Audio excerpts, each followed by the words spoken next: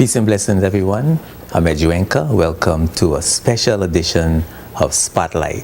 We have a really important program for you tonight, so I want you to call all your friends, tell them to log on to jtvlive.net, those who don't have television sets, so that they can see us streaming live. I have with me this evening the Oecs Director General, Dr. Len Ishmael, and we're going to be talking about the Oecs Economic Union. She's going to be updating us on the integration and the Economic Union, how that is going. We're also going to try to get in some other discussions about the cultural, social, political, and economic ramifications of the integration and international relationships. So it's going to be a full discussion. We want you to participate. I'm going to open up the phones and the texts as soon as possible so that you can call and ask for clarification, make comments, question, anything you want, any way you want to participate this evening. So you keep it locked right here to Spotlight. We are going to be right back with Dr. Ishmael right after these words from our sponsors.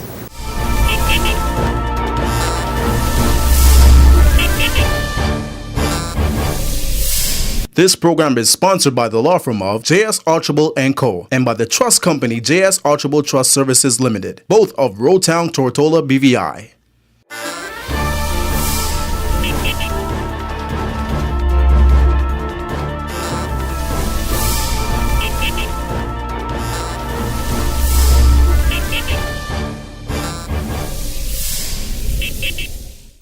Welcome back to Spotlight. I'd like to introduce you to my guest, Dr. Len Ishmael. Good evening, Dr. Ishmael. It's good to see you. Good to have you. It's a real pleasure. Good evening. It's also a pleasure to be here. Yes. Welcome to the BVI. I trust you're having a good time. Yes, I am. If you're doing what you like, you're having a good time. Yeah. Doesn't seem like work. It never is. Never is. Well, that's good. You're here for a very short time. Yes. Can you tell us who you're talking to and what you're saying? What the discussion's about? Yeah. Well, I've actually come into town to do several things, but most importantly to consult with the Premier of the British Virgin Islands and his colleagues, to meet with persons associated with the diaspora of the other parts of the Oecs, and really and truly to provide an update to the Premier and his colleagues and others whom we reach through this and various other medium on the Oecs Economic Union, where we are right now with the status of implementation of the Economic Union and prospects for ascension of the British Virgin Islands, of course, to the revised Treaty of Pasteur, which is the treaty that has given life to an Oecs Economic Union. Is that a challenge, getting the BVI to join? I know that BVI hasn't joined us yet, and I suspect it has a lot to do with its colonial status. Yes and no, and it's not necessarily a challenge per se. I think it's fair to say that all of the countries that have acceded to the revised Treaty of Pasteur do so in accordance with their own internal dynamics in terms of when they are ready to do so. Clearly, with respect to the independent countries, it's a question of exercising their sovereignty in terms of the decision-making process that allows them to accede to conventions, treaties around the world according to their own strategic interest. In the case of the British Virgin Islands, as a result of its colonial status, of course, there are discussions that have to take place internally with Her Majesty's government with respect of the necessary delegated authority by which they can sign on to treaties, conventions, and all of those sorts of things. But there are a couple of things that will contextualize this conversation. The first is that it's very, very important to know and just to remember that the British Virgin Islands have been part of the Oecs for a very long time, since 1984. So they are part of the family of the Oecs. Nothing has changed at all, except there is a brand new treaty that has given rise to the creation of an Oecs Economic Union.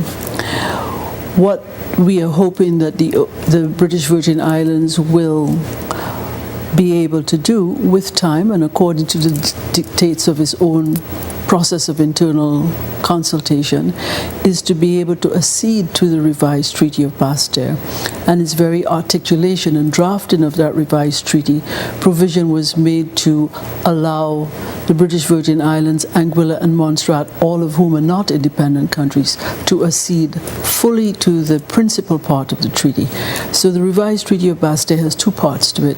The first part is the principal part of the treaty, which is almost lifted in its entirety from the original Treaty of Basel. So accession to the revised Treaty of Basel does not change the status quo. There is a second part to this treaty known as the Economic Union Protocol. It is implementation of those protocols that in fact gives rise to the Oecs Economic Union.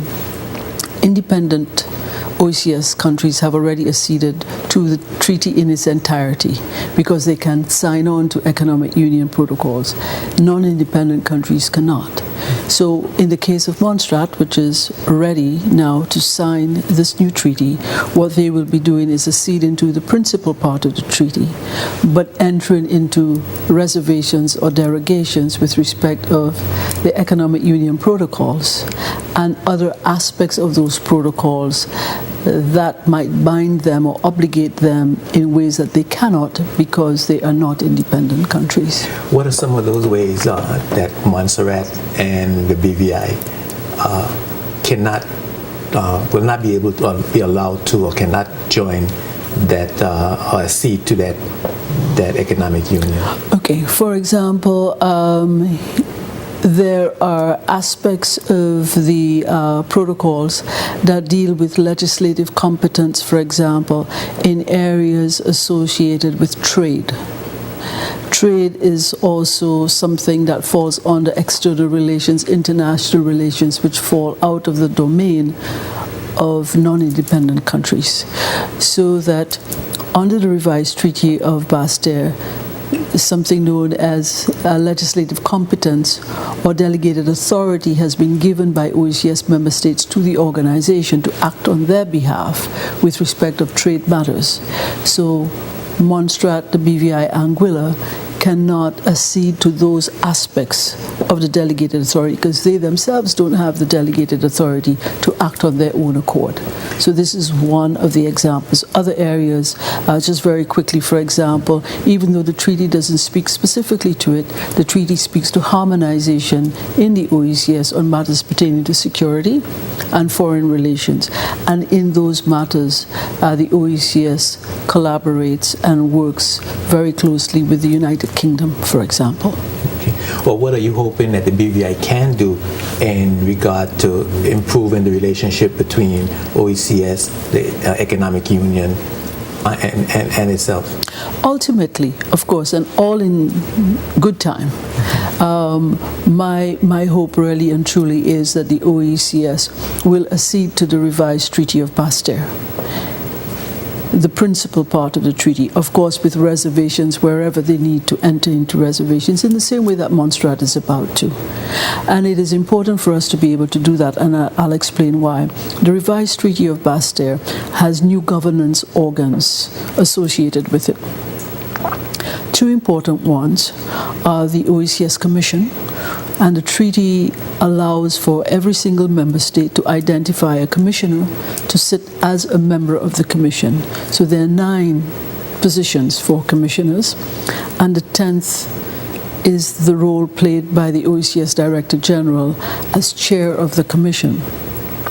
The commission has already been meeting from July and has had about 5 or 6 meetings, but the British Virgin Islands, not having yet acceded to the treaty, cannot nominate and name a commissioner to sit around that table to deliberate in decisions and processes that materially over time will have implications for the BVI. So for the BVI's best interest, you would want to be at the table. It's and we have always been a family based very much on inclusiveness, and we want that the region move together to the extent that it can, and that no member be left behind.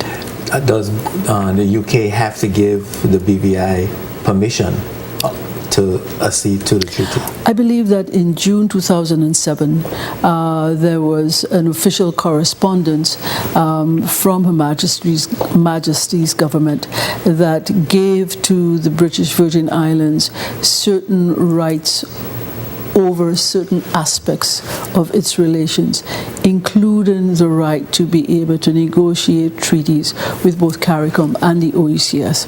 However, a stipulation in that arrangement or delegated authority is that on the commencement of such negotiations, that the home government be notified, and at the approach to the conclusion of those negotiations, that similar notification be given prior to any signature. So that is an internal process that the British Virgin Islands administration would have to take in conjunction with Her Majesty's government with respect to this treaty. But the fact of the matter is that the BVI is already a member of the Oecs. The status quo would remain the same under the revised treaty because it was lifted in its entirety to allow that sort of fulsome participation by the British Virgin Islands. And even the language, the treaty makes provision for, does not say that commissioners are to be ambassadors, because the British Virgin Islands cannot have an ambassador unless you're independent. But the treaty is very careful and says each member state shall notify, nominate an official to be their commissioner of ambassadorial rank, as opposed to ambassador, right? To facilitate that inclusive spirit. You've been talking with diaspora nationals living in the BVI.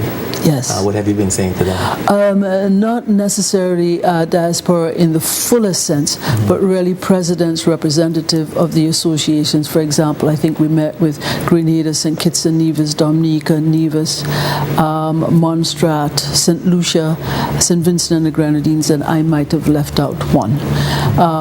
And essentially to advise them of their rights under the revised Treaty of Basse-Terre. The revised Treaty of Basse-Terre provides the creation of an economic union, which really is the creation of that single space.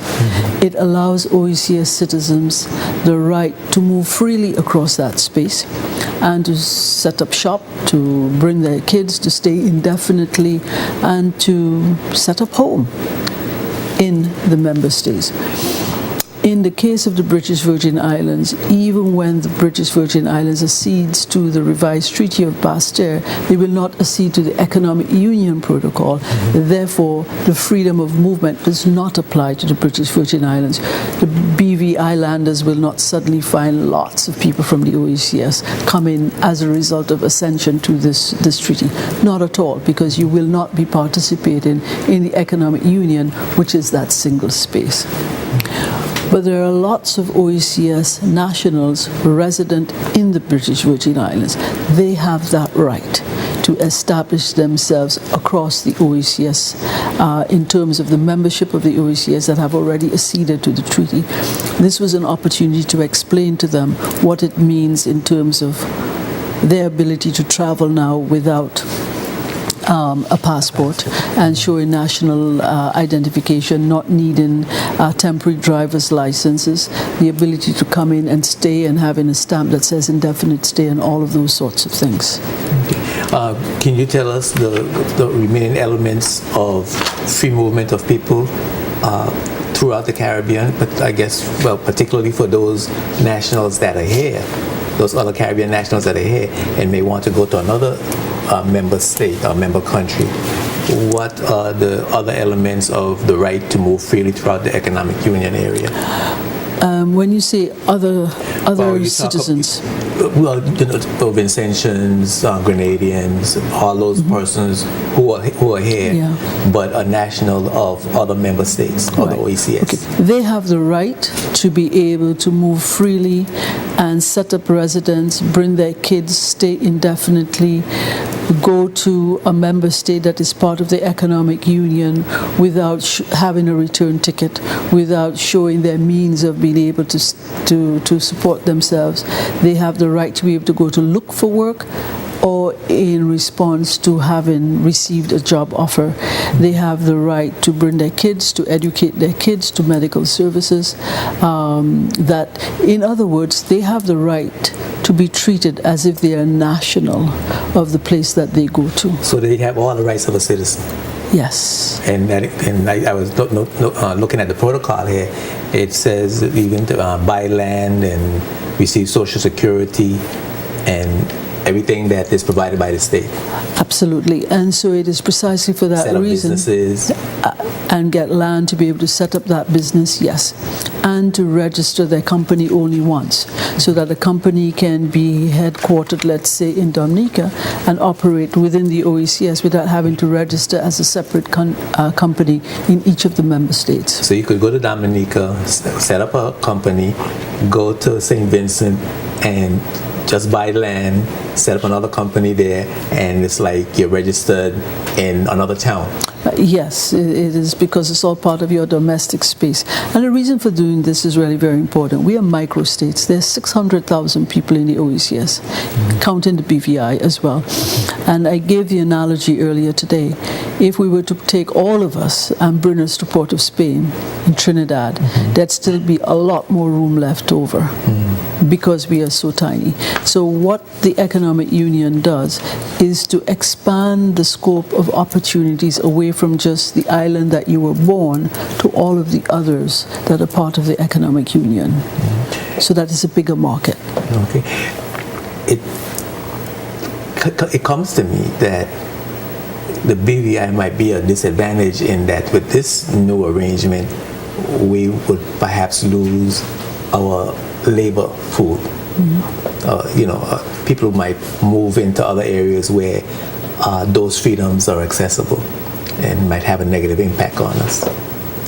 Is that a bad thing, or is that pressure for us to accede? Well, the thing is that even if you accede to the revised Treaty of Bastille, the freedom of movement is not going to affect British Virgin Islanders unless you become independent, in which case then you can participate fully in the economic union. Not for people coming here, but certainly people leaving. But if people leave, for example, if the OECS diaspora, other members of the OECS diaspora resident here were to decide that certainly there's a vibrancy of economic activity in other parts of the OECS, then they would have the choice to move.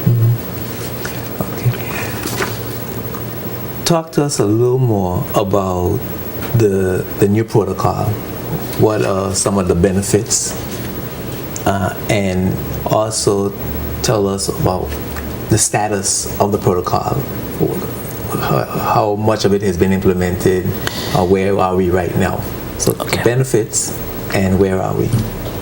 Okay, well, I think it's important to realize that economic union for us is really, really very, very young.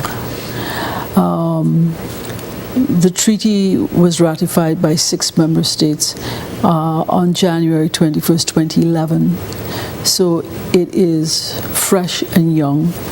The ability to move freely, which is a big thing in an economic union and is something that is still being struggled with under other jurisdictions, for example, within CARICOM, for example.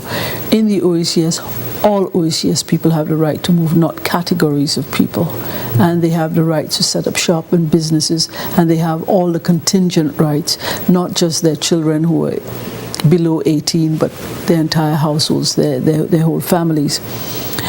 But under an economic union, there are lots and lots of things that need to be done. The first aspect of the work that needs to be done is usually a legislative agenda, because there's a long list of laws that have to be amended or changed in some instances to give life to what is envisaged under the OECS Economic Union protocols, so that even facilitation of travel means amendments of laws dealing with work permits,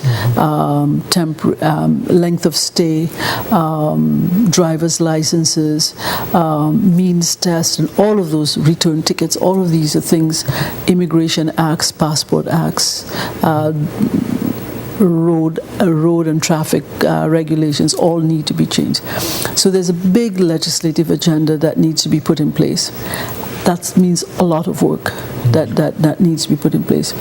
But then we're talking about not only the freedom of movement of people, but also the circulation of goods and services, customs union, revenue sharing. All of those sorts of things require both technical work, then they require strategic policy direction and political decision making. So we have, when I say we, I'm speaking on behalf of the OECS Authority, has determined which aspects of the economic union are to be implemented first. They put everything behind the implementation of facilitation of travel for OECS people. Then will come the circulation of goods and services, the ability to set up businesses and register them only once. All of these are things that are being worked on immediately. But there is a lot of work that's going to keep us engaged and busy for a very long time, because there are issues pertaining to the institutional architecture that need to be designed, agreed upon, and then developed. But what is also exciting is that even as we proceed along this route, we have already received applications from those outside of the OECS to become members of the OECS, so that we've received formal application from Martinique and Guadeloupe to become members of the OECS, associate members of the OECS. But they also have colonial affiliates. Yes. Affiliation. Yes. And that's the same situation with the other overseas territories. Yes. And that flexibility is built in the treaty to accommodate those states as well. Yes. There is a slight difference, however, in that BVI and Anguilla are associate members, are the only two associate members of the OECS, but we have long traditions that bind us one to another, in that there's a long cultural heritage, there's a long historical record of the Leeward and Windward Islands being administered as one. We don't have the same relationship with Martinique and Guadeloupe because their historical evolution is different. We have strong familial ties, however, in the way that BVI Islanders have very strong family ties with the U.S. Virgin Islanders, for example, that the rest of us don't necessarily share in the same way. Even though, having said that, of course, there are lots of OECS people residing and living in the U.S. Virgin Islands as well. That's a culture, and I have to take a break. Sure. But that's a cultural aspect that I have to ask you about, because I don't see that in any of the protocols, and I don't see a real drive to bridge that what some people think is a cultural divide, when you have various OECS countries talking about quote-unquote cultural uniqueness and how that impacts negatively on the desire to join by various governments. It plays a major political part in the decision-making process, that feeling of cultural uniqueness. But we're gonna talk a little about that. I'm gonna take a break and come back with a word from our sponsors with Dr. Lynn Ishmael. She's the Director General of the OECS, and she's here to give us an update on the status of the economic union and other aspects of the revised Treaty of Bastille. Keep it locked right here to Spotlight. We'll be right back after these words from our sponsors. Spotlight is brought to you by CCT Global Communication, DataPro, Orion Law, Clarence Thomas Limited, Virgin Island Motors, and Bolo's Wholesale Cash and Carry. Welcome back to Spotlight. I'm having an awesome conversation with the Director General of the OECS, Dr. Lynn Ishmael. We are talking about the OECS Economic Union, updating on the progress that has been made. We left off talking about some of the benefits. I think we want to continue along those lines.